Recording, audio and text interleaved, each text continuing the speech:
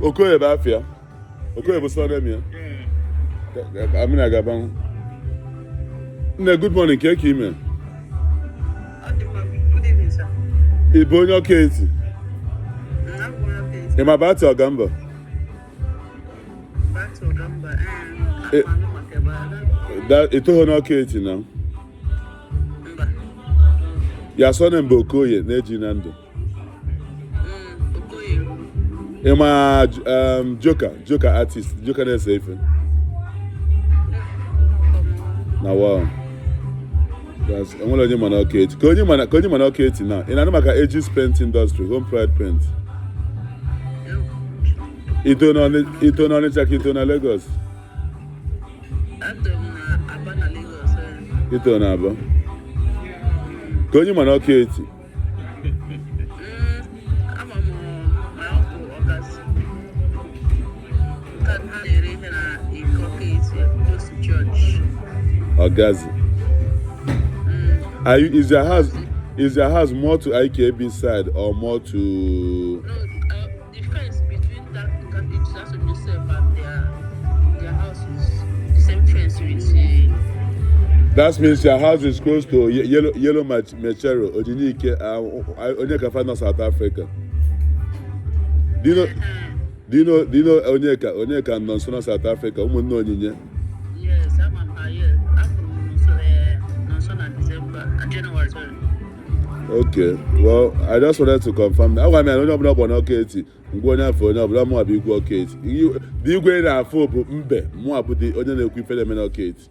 In Anamaka Interbu construction, Interbu, Ambassador Samuel Kechuku. In Anamaka Ambassador Samuel Kechuku, Interbu, Langgood. I think I used to hear about them. My sister, Bono Katie, keep your life there when you. You look at 28 years. The only thing is just that my parents will. Oh, sorry about that. It's okay. You look at 28 years. Yes, I don't forget 28. Until you go motega muzo na Kate. Sure, yeah. Yes. I'm a no other obuga obu. I'm a bu no iwogu koji gegu. Because I'm one license igwe. Ona obuga obu.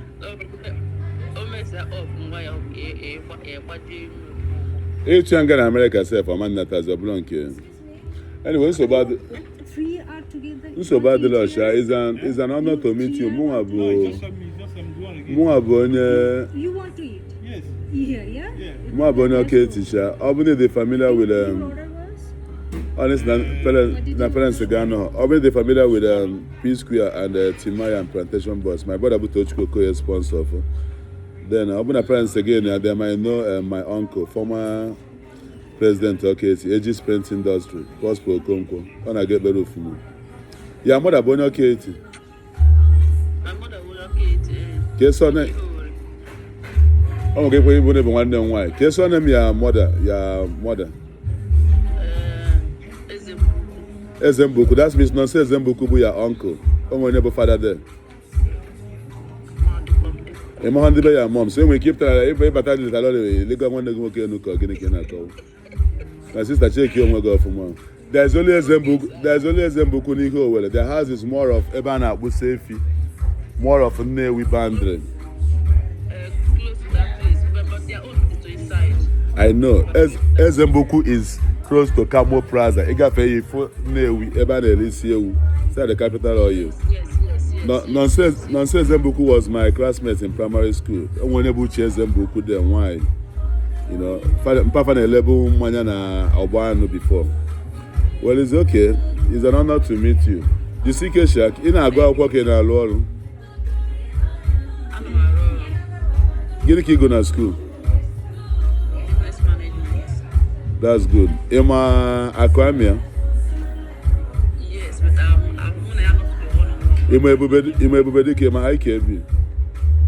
I'm on IKB back then, but I'm Emma Chifogo, be at the IKB Junction.